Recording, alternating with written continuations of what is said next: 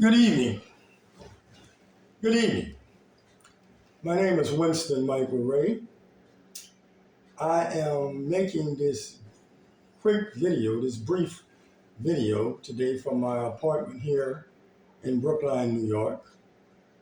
As I make this video, I'm thinking of today's 55th year assassination anniversary of the late U.S. Senator and Democratic hopeful in 1968, Robert F. Kennedy.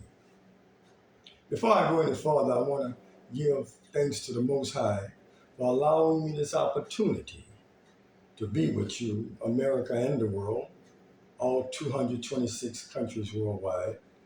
Again, I say this is being broadcast today on a Sunday, but somewhat cool, breezy Monday, June the 5th, 2023. There's so much to be said. You'll note that I'm not much of a speaker, but there is a gentleman that I admire, and most of us, if not all of us, admire. I want to do a rendition of a speech he delivered on May the 20th, 1965, from New York City, the Reverend Dr. Martin Luther King Jr. He delivered a speech explaining the sociological effects of mass action. Before I get into that, as I say, my obedience to Almighty God, commemoration of the late Senator Robert F. Kennedy, commemoration of his assassination date, June 5th, 1968, some 55 years ago, and also to his family and to his son, who threw himself in the 2024 presidential race, Robert F. Kennedy Jr. Best wishes to you, Mr. Kennedy, on your bid for becoming the 47th President of the United States. Well, it's like I said, I want this to be brief, and I want to give you a little contact information before I get into this little 20-minute rendition of Dr. King's speech. This credit goes directly to Dr. King, who, again, I say, delivered this before the American Jewish Committee on May 20th, 1965, here in New York. Again, I'm Winston Michael Ray. My phone number is 347-855-1704. Anyone who want to tune into this YouTube broadcast, type in Ray King and Alive. That gives me the opportunity to bring in our friend here, my only living child. I had 4 others, but they passed on with their mother a few years ago. And say hello to the people like, hello people, I'm baby alive. My daddy called me alive because I was the one that's still living. And my other family members, they died. Yeah, I know, it was a hard thing on that child. But I'm with her now. I'm all she got. And she goes everywhere she goes. Where I go, she goes. So yeah. You think we can get this message out to the people like, yes, Daddy. I think you do a good job. I'm gonna sit back here and I just took one of my vitamins. As you can see, the Alive vitamins. I tell you, that makes me just makes me drowsy, a little sleepy, but it gives me energy. Oh yeah. This is good stuff. I take it too, Alive. Yeah, I said this is some good stuff. Baby Alive who takes Alive vitamins. Good stuff. Max potency. Okay, well, Daddy gonna do this little speech today, this little rendition of a man you love and admire, Dr. King, and the Kennedy family and so forth. I want you to be here, okay? Okay. I'm gonna sit right here, but you can still be in. But Daddy got to give that speech. Now, where was I? Oh, this is my point. So yeah, you can reach me at that number. Also, I have 2 emails named after my biological mother, my late mother, who passed on May 9, 1959, Miss Eloise Louise Ray. That email is Eloise, spelled Elouise, Eloise Ray at gmail.com, and one named after me, winstonray1234 @gmail.com. Also, I have other videos you might look at. Winston for President 2012 on YouTube. Winston and Baby Alive at the Capitol on YouTube. I'm on Instagram. My username is Winston Ray 1958, my birth year.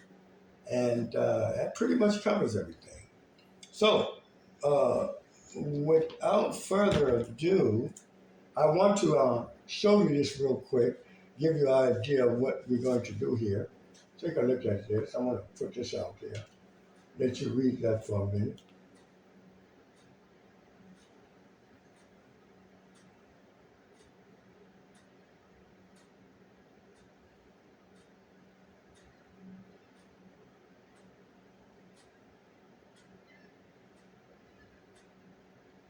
And then we turn it around, and this is another analogy that you might be interested in looking at.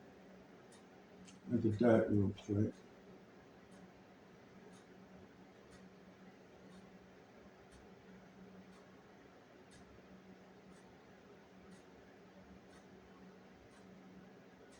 Okay, I gave them both 10 seconds, and we're going to proceed.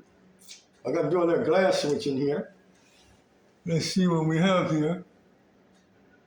Yeah, okay, everything is fine. I'm somewhat of an amateur, but in the words of the Reverend Dr. Martin Luther King Jr., as he explains this sociological effects of mass action to the nation, to try to steer them in the right direction, explaining why he was doing what he was doing with the civil disobedience, nonviolent practices in mid-20th century. He explains it through this 20-minute speech. And here goes. In the past several years, it has become clear that the technique of mass, nonviolent direct action has not only become the accepted method of the civil rights movement, but beyond that, the vast majority of all Americans now support and approve it. What began as a limited expression of protest 10 years ago in Montgomery, Alabama, to integrate a bus line has grown into a national phenomenon. As history spiraled over a decade, the movement returned to Montgomery and involved in direct action. Nuns and priests, rabbis, Protestant ministers and laity of every race, of social class and age.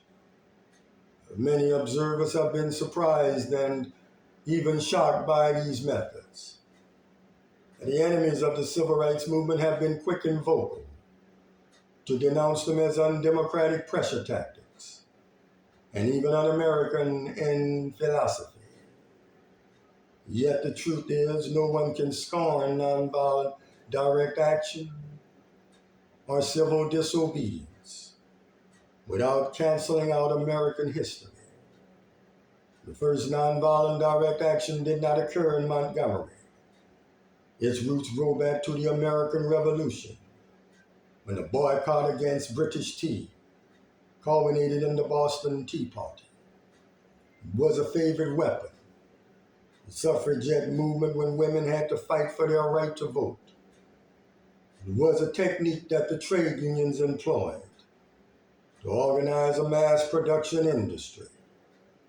Many here tonight can recall the events of the 30s, when federal court injunctions crippled and stifled union organization